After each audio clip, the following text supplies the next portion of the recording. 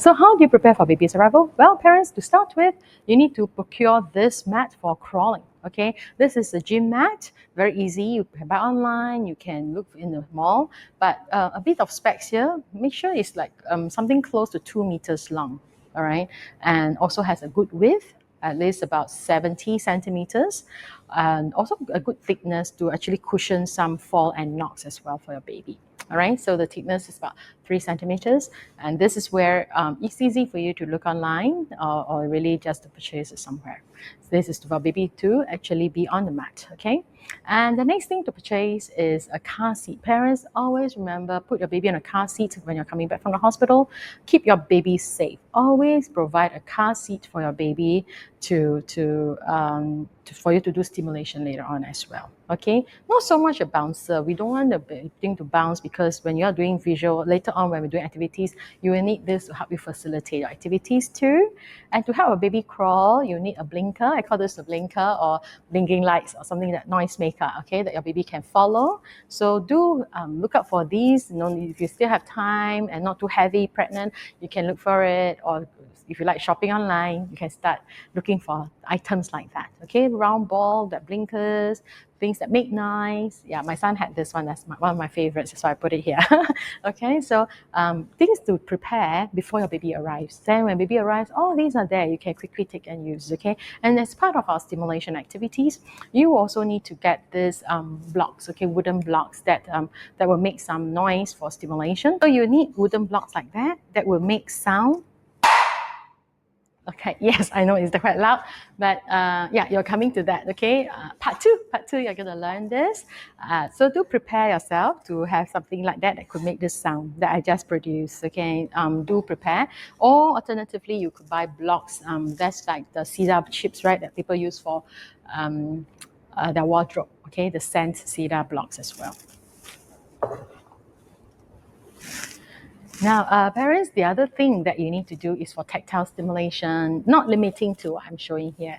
You may look around your household, get a box to throw all these things in that give your child contrasting stimulation, RAF, okay, all kinds of RAF that you can find that can produce RAF, okay, a scarf that can make it smooth, contrasting sensation, all right, and also hot and cold pack. We have hot and cold pack and so on. So I'm not, bring everything out from my fridge, but some examples. But look out for materials that give your child contrasting sensation. These are all the things that you may want to start procuring and prepare to have them, okay, ready, so that when I teach you, you may be in confinement, you can start doing. And yes, part two, which you're going to learn in the following week, next week, before baby arrives, so that you can be prepared. Now, there are things that you do not want to have in your baby's environment. This one, swaddling is unnecessary. Please do not have that, because it actually impedes your baby's development, and swaddling actually has a risk of overheating. Although I'm not saying that it happens all the time, but that's percentage. I'm not scaring you, but just I'm just stating the fact that it happened before, okay? And also, it causes respiratory congestion as well. So do not swaddle your baby. That's a cause and effect as well. We want your baby to be free to move, so avoid swaddling. That's not necessary. If you haven't procured one, you don't need that. And when swaddled, right, improperly, right, you can also risk in your child's, dislocation of the spine and the growth as well. So, dysplasia is a very factual thing as well that could happen to some of the swaddling cases. So you really do not need swaddling. The next thing that you really do not need is a pacifier. So baby cry. Why you need to put a pacifier? People put pacifier to stop a baby from crying. In other words, you actually stop your baby from communicating. Yes, so you do not need pacifier, because actually it slows.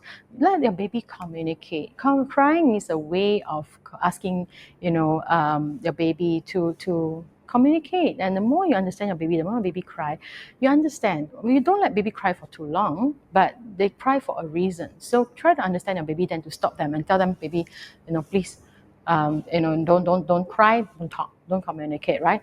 So there's no scientific proof as well that pacifier does affect the brain growth. So I do not want to comment on that. Okay, it is not about anything in the brain, but I'm just talking about pacifier is not necessary for your child, okay, at birth, and even for later on. You really do the pacifier, and actually it is a form of gustatory stimulation. That's why a lot of children like it, because you put them out, they actually do stimulate, but it is really not so necessary for gustatory stimulation. All right, so let baby communicate. Let baby, tell you what they want without using the pacifier.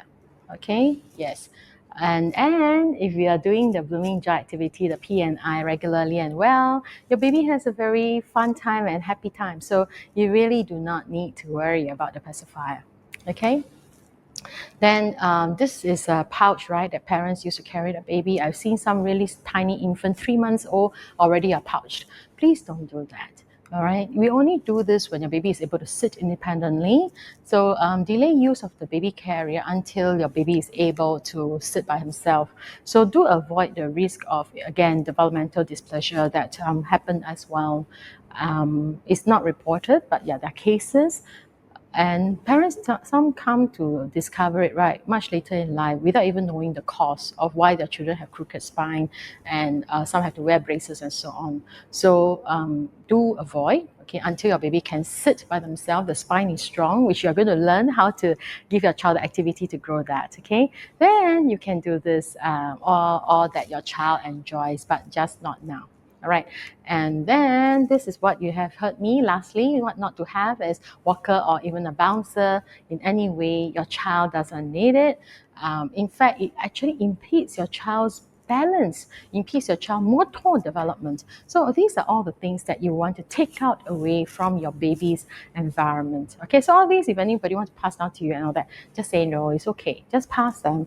But we want to be on the way to develop a PIES achiever. So I'm just very quickly going to talk about 2 more slides to actually tell you what you're going to expect moving forward, okay? In the PIES achiever, you heard me earlier as I started, in the academy, we actually work with parents to develop PIES. For Blooming Joy, we spend a lot more time on these 2 pillars, right? Which is the P and the I.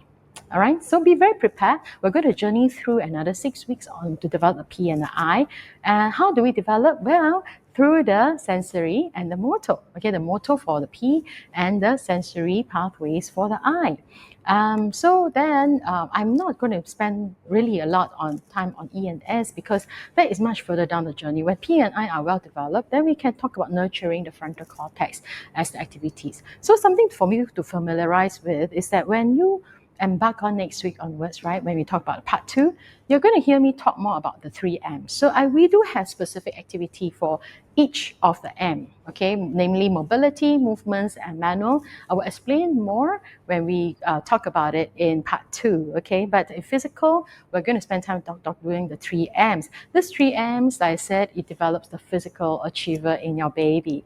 And this is most easy to do when the moment baby is born, which I said a lot of parents who never had Blooming Joy would not have the pleasure of developing this. So you are here, you get to join us, to learn this. And the next thing is, in Blooming Joy, like I said, it is a program that we journey with parents. It's a journey. So there are activities we do, and this is the VAS kit, and many of you would have already received my VAS kit right now if you have enrolled earlier. It's been shipped to you. The VAS kit, which I will talk about it as well, step by step, when we get there. Okay, we use the VAS kit. Never think of this as intellectual, parents.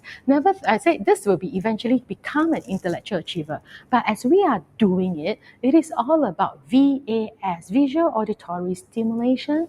Nothing about intellectual yet, but you are growing that using the sensories. All right, you may see a word here, but it is again not reading. It is about the seeing and hearing the sound of the word. That's all. I will explain more. Let's look forward to the next 6 parts in our journey that we're going to talk about actual practical activities to nurture P and I, okay, using the various different pathways to grow the brain. And you are just going to have fun and the joy in seeing your baby, enjoying everything. And that's the best bonding you're going to give to your baby the moment your baby is born. Yeah, so welcome to the Early Brain Academy again, parents in nurturing a pious achiever, starting with P and I. And it is indeed my pleasure. I want to first congratulate you. Okay, I know any time now your baby is going to arrive, right? So, an advance congratulations. I look forward to you coming back to us to tell exact EDD. You need to let us know.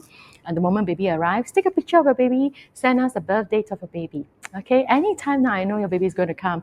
So do take care of yourself, okay? And just relax. And I'll see you again in the next part.